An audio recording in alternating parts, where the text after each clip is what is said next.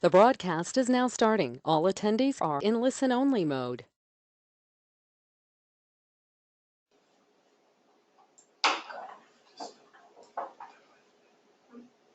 Hi, my name is Brian Walker, CEO of Retail Doctor Group, and welcome to our first Digital Business Kit webinar of 2016.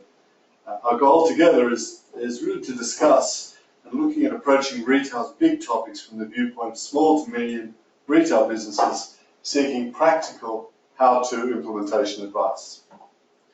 In this webinar and webinars to come, we will look at global best practice, explore real-life scenarios including hurdles that others have faced and overcome, and get your questions on each topic answered. So today's topic is the first webinar, is entitled Gadget or Engagement, Integrating Technology into Your Retail Offer. If it's shiny and it's new, it must be good. Well, is that really the case? Is digital technology in our shops more about the sizzle than the substance? Is investment in digital technology really about the brand statement than the actual facilitation of the higher sales and margin improvement? Where are we deploying digital for our highest return and how?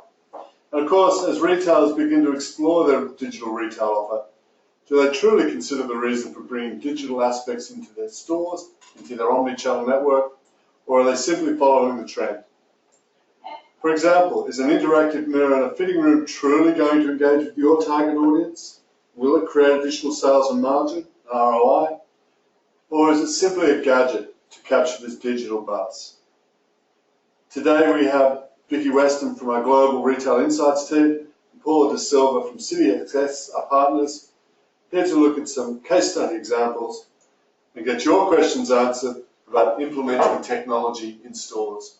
So without further ado, I'll pass you through to Vicky. Thanks, Brian. Okay, so to get us started, we'll look at a couple of case studies that we've covered in our communications to you guys so far. So the first one is Mimco's flagship store in Sydney. Now, this is where the idea of gadget or engagement initially came from, and we've had this discussion a lot with a lot of our clients and with the National Retail Association. So upon entering the store in Mimco, you're greeted by this 360-degree projection ring with seamless integrated content. You've got the focal point of the giant tablet, which I will show you now. So this educates consumers around the brand values. There's a live feed to the Mimco Instagram, and it recognizes products placed on it using 2D barcodes and shape detecting cameras. Now, when we went into the store as a consumer interacting with it, we found it engaging. It encouraged us to pick up more items, but it was questionable whether you'd still have this buzz after several visits to the store. And we actually spoke to a couple of industry sources who worked on this store, and they said that actually the return on the investment hasn't been as positive as expected in regards to sales and customer engagement with the brand.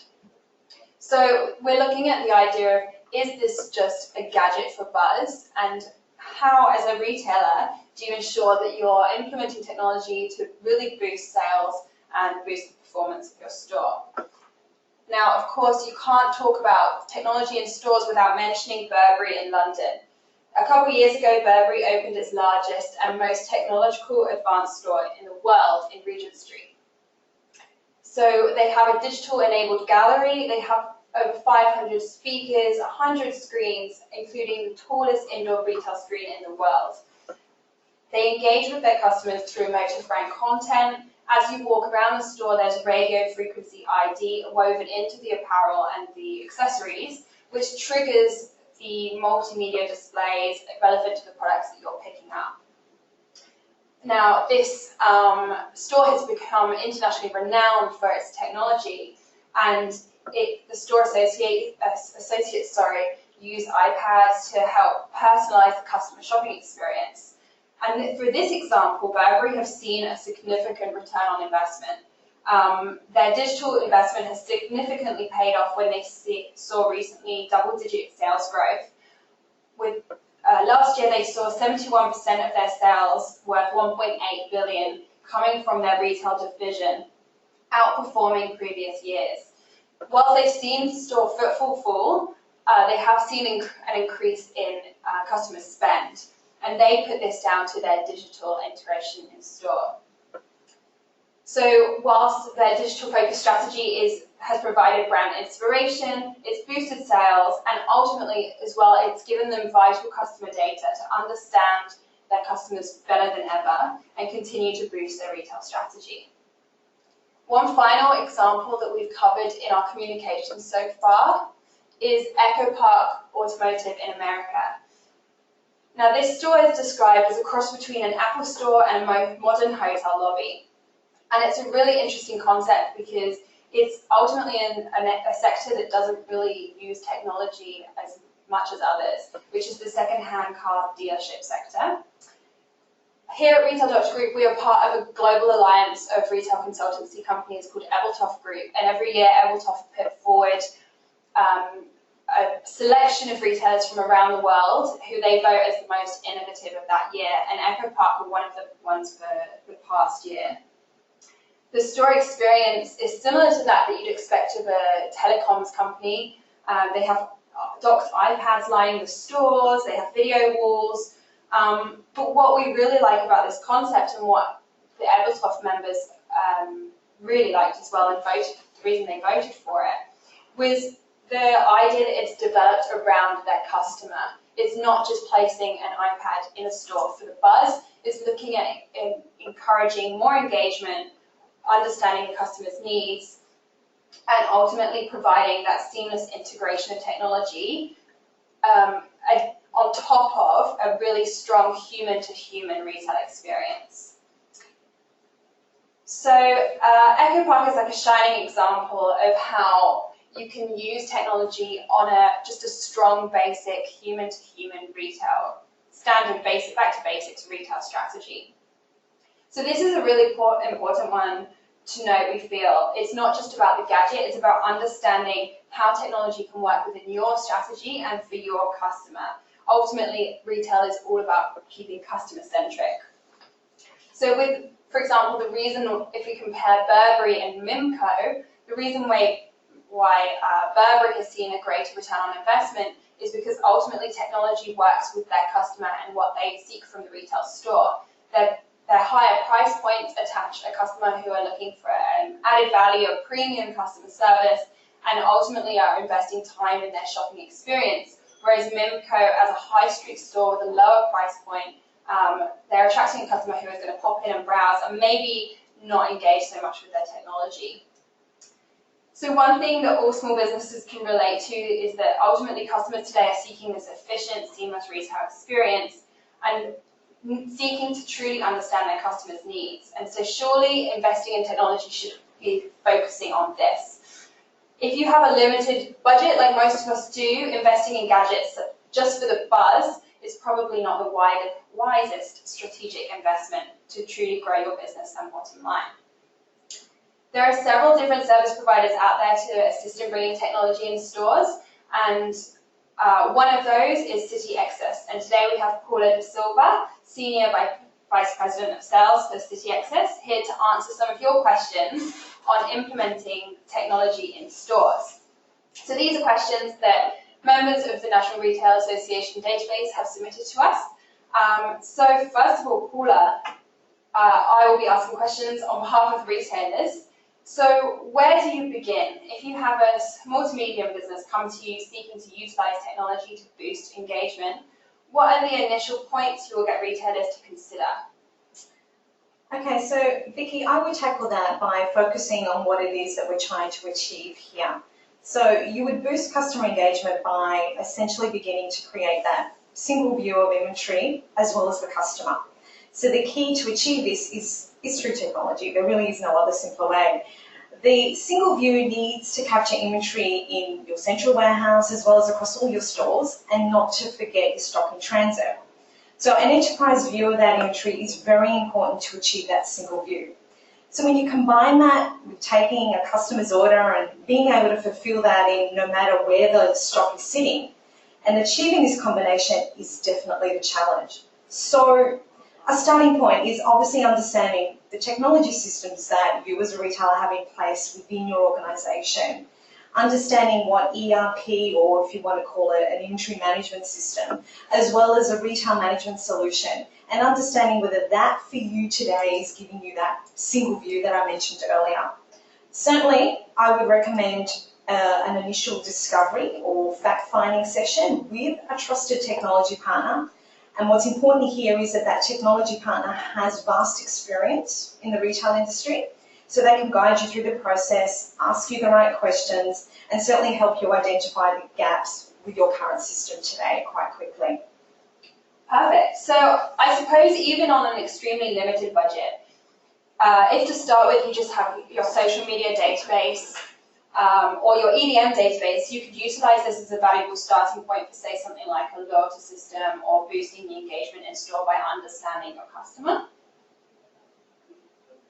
So if you did nothing else and simply focused on understanding your customer, then I would agree that you'd be halfway there. Although consumers don't know the word omni-channel that we seem to be very familiar with in the industry, they are certainly very, very familiar with the concept and they want it. So we know that 58% of Australian consumers want retailers to have a single view of them.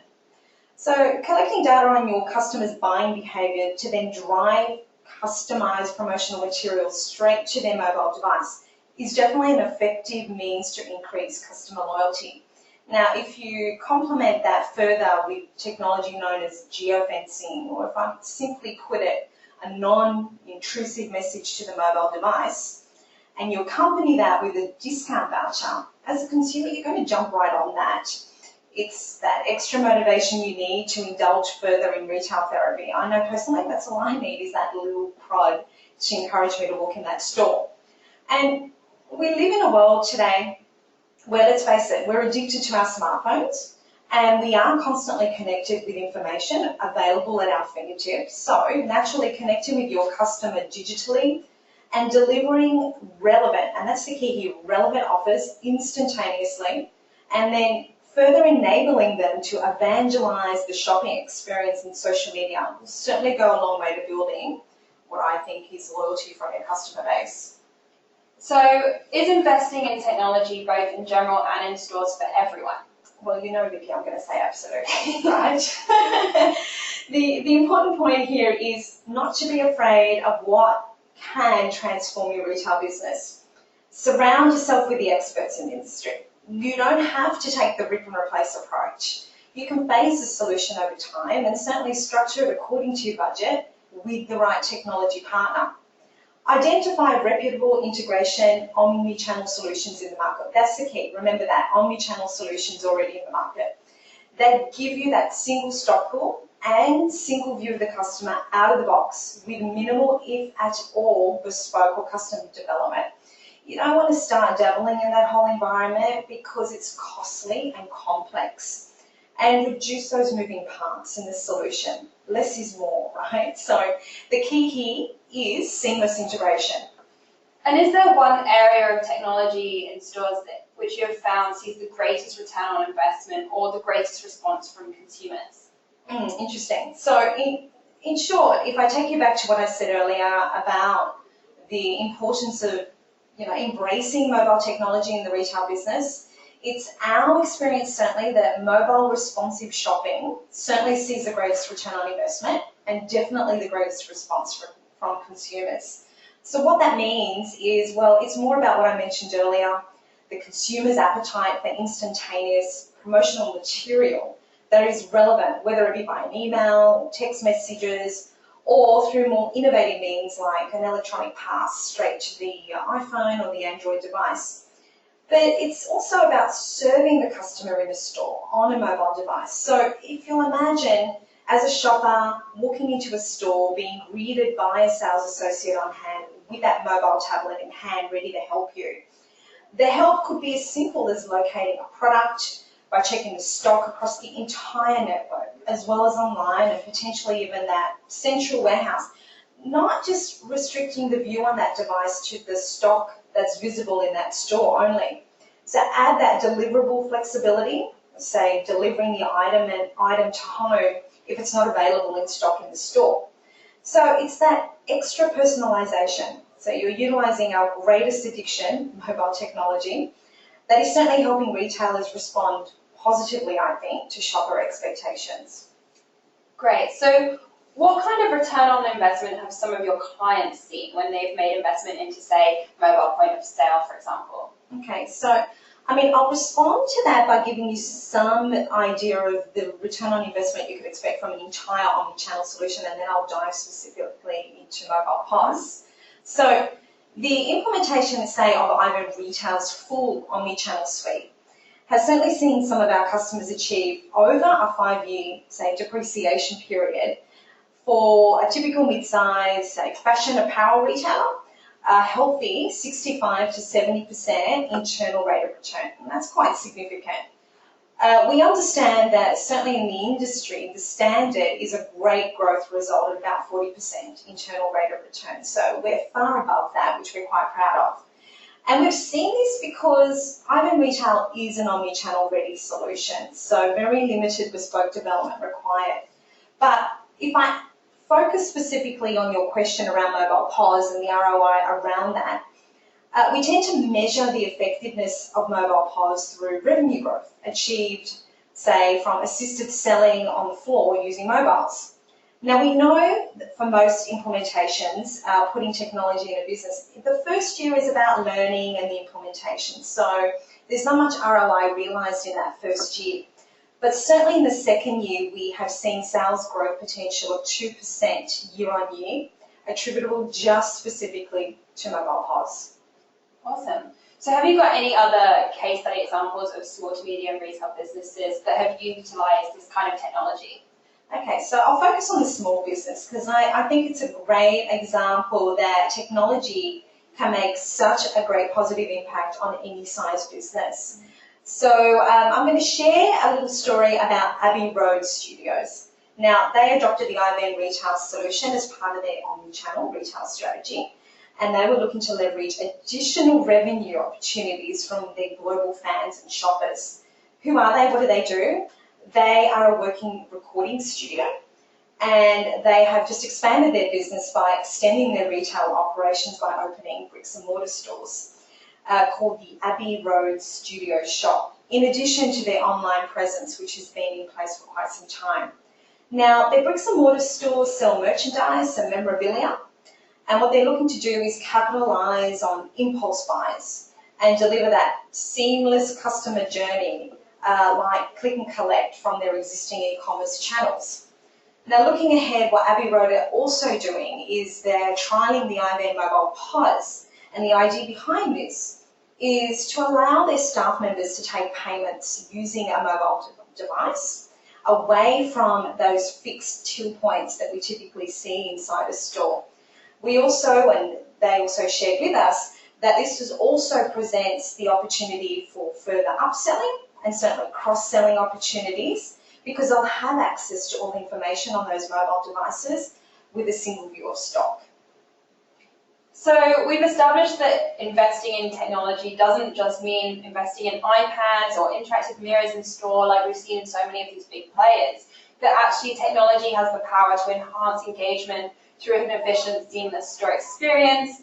It helps you build a community, build a positive brand experience, and ultimately can help you understand your customers so much better and provide a truly engaging experience that will convert into sales and obviously return on investment.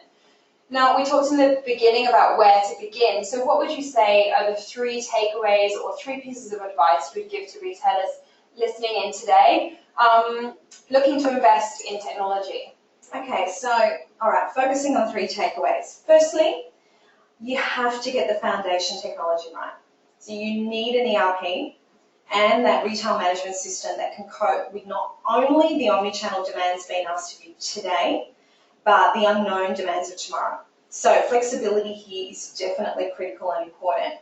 Now, takeaway number 2, utilising that platform to certainly get real-time data view of stock visibility and availability across all of your business channels, including tracking and recording your customers' buying behaviour that you can turn into actionable data that is relevant, so you can drive those relevant promotional deals and offers directly to the mobile device.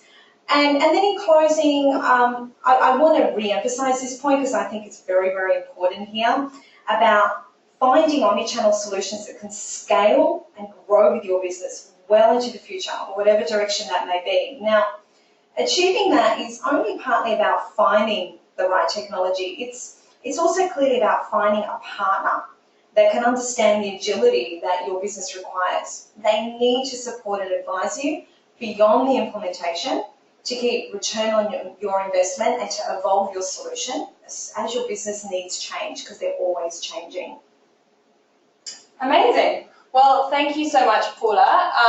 We are going to end it there because we want to keep it nice and short for everyone on their lunch breaks. So you can listen again to this webinar if you head to nradigitalbusinesskits.com, and you can feel free to share this webinar with others. Remember, the ideas behind these monthly webinars that we are going to be now holding, they're going to be built by retailers for retailers.